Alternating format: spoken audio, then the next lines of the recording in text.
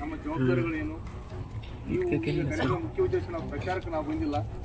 ನಮ್ಮ ಸದಸ್ಯರುಗಳಿಗೆ, booth committee ಸದಸ್ಯರುಗಳಿಗೆ ನೀವು ಮುಂದೆ ಯಾವ ಥರ ಎಲೆಕ್ಷನ್ ಕೆಲಸ ಮಾಡಬೇಕು, ಏನೇನು ತಿಳುವಳಿಕೆ ನೀಡಬೇಕು, ಯಾವ ಥರ ನೀವು ಮನೆ ಮನೆಗೆ ಹೋಗಿ ಈ ಗ್ಯಾರಂಟಿ ಕಾರ್ಡನ್ನು ಮುಗಿಸಬೇಕು, ಮನವರಿಕೆ ಮಾಡಿಕೊಳ್ಬೇಕಂತ ನಾವು ತಿಳಿಸಲಿಕ್ಕೆ ನಮ್ಮ ಸಾವಿರ ಆದೇಶಗಳಿಗೆ ನಾವು ಈ ಒಂದು ಗ್ರಾಮಕ್ಕೆ ಬಂದಿವಿ.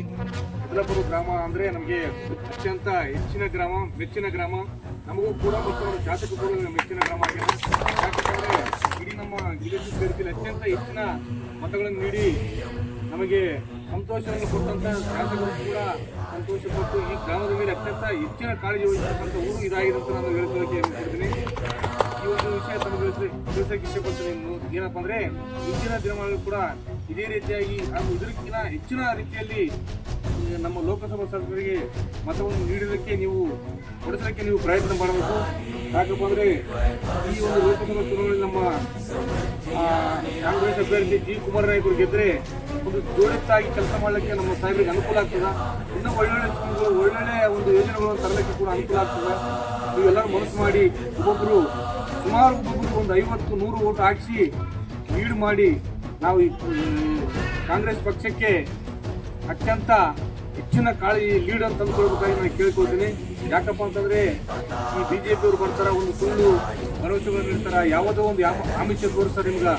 ಏನಪ್ಪ ಅಂದರೆ BJP ಬಂದು ಏನಂತ ಹೇಳ್ತಾರಪ್ಪ ಅಂದರೆ ಈಗ ನಾವು ಸರ್ಕಾರ ಬಂದರೆ ನಾವು 15 ಲಕ್ಷ ಅಕೌಂಟ್ ಹಾಕ್ತೀವಿ, ಏನಪ್ಪ ಏನೇನೋ ಆವಶ್ಯಕತೆ ತೋರಿಸ್ತಾರೆ. ನೀವು ನೋಡಿರ್ಬೇಕು, ಸುಮಾರು 10 ವರ್ಷದಿಂದ ಇದೇ ಕೆಲಸ ಮಾಡ್ಕೊಂಡು ಬಂದಾರ. ಅದಕ್ಕೆಲ್ಲ ಕಿವಿಗೊಳ್ಳದಂಗೆ ನಮ್ಮ ಜನರು ದಾರಿ ತಪ್ಪಲಾರ್ದಂಗೆ ನೀವು ನೋಡ್ಕೋಬೇಕು. ಅವ್ರು 15 ಲಕ್ಷ ಅಂತಾರ, ನಾವು ಮೋದಿ ಮಕ್ಕಳು ನೋಡ್ಬೇಕು, ನೀವು ಮೋದಿ ಮಕ್ಕಳು ನೋಡಿ ಓಟ್ ಹಾಕಿರಂತಾರ. ಮೋದಿ ಮಕ್ಕಳು ನೋಡಿ ಯಾಕೆ ನಿಮ್ಮ ಮಕ್ಕ ತೋರ್ಸಕ್ಕೆ ನಾಚಿಕೆ ಆಗಲ್ಲ ನಿಮ್ಗೆ?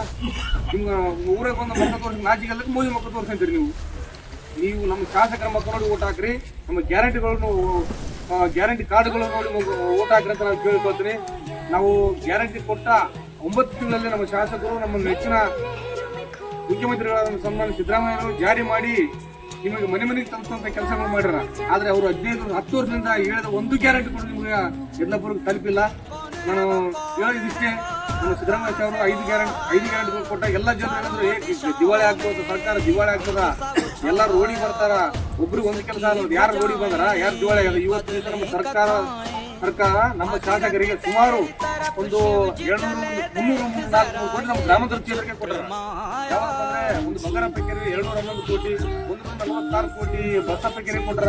ಇನ್ನು ತ್ರಿಕಂ ಬ್ಯಾರೇಜಿಗೆ 158 ಕೋಟಿ ಕೊಟ್ಟರ. ಇದೆಲ್ಲ ಅಭಿವೃದ್ಧಿ ಕಾರ್ಯಗಳಲ್ವಾ?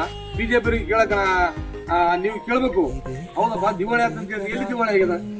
ಇವತ್ತು ದಿವಸ ನಮ್ಮ ಬಡವರಿಗೆ 200 ರೂಪಾಯಿ ಹಾಕೊಂಡು ತಾಯಂದ್ರಿಗೆ ಕೊಟ್ರೆ ಅವರು ಇವತ್ತು ದಿವಸ ಯಾವುದೋ ಒಂದು ಸಣ್ಣ ಪುಟ್ಟ ಕಾಳು ಕಡಿ ತಗೊಂಡು ಎಣ್ಣೆ ತಗೊಂಡು ಆರಾಮಾಗಿ ಜೀವನ ಮಾಡ್ತಾರ. ಅದನ್ನು ಸಹಿಸಕ್ಕಾಗಲಾರ್ದ BJP ಅಂತಾರ ಅದು ಬಿಟ್ಟಿ ಭಾಗ್ಯ.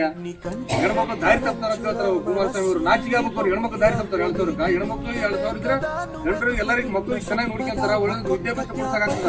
ಅವ್ರೊಂದು ದಾರಿ ತಪ್ಪಾರ ಕೆಟ್ಟು ಹೋಗ್ತಾರ ಅಂತಂದ್ರೆ ಸಹಿಸಕ್ ಆಗ್ಲಾರ್ದ ಇಂತೆಲ್ಲ ಮಾತಾಡ್ತಾರ. ಅದಕ್ಕೆ ಯಾವ್ದು ತಂದು ಕಿವಿಗೊಳ್ಬೇಡ್ರಿ.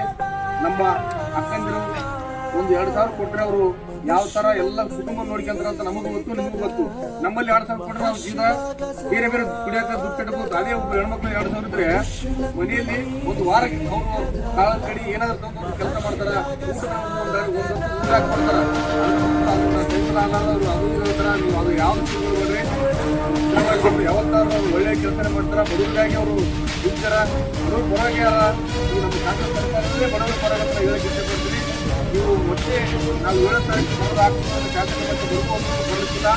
ನಾವು ನಾಳೆ ಒಂದು ಗ್ಯಾರಂಟಿ, ನಮ್ಮ ಶಾಸಕರೇ ಗ್ಯಾರಂಟಿ ಹೆಚ್ಚು ಕೊಟ್ಟು ನಮ್ಮ ಶಾಸಕರನ್ನು ಕೈ ಕುಮಾರ್ ನಾಯ್ಕರು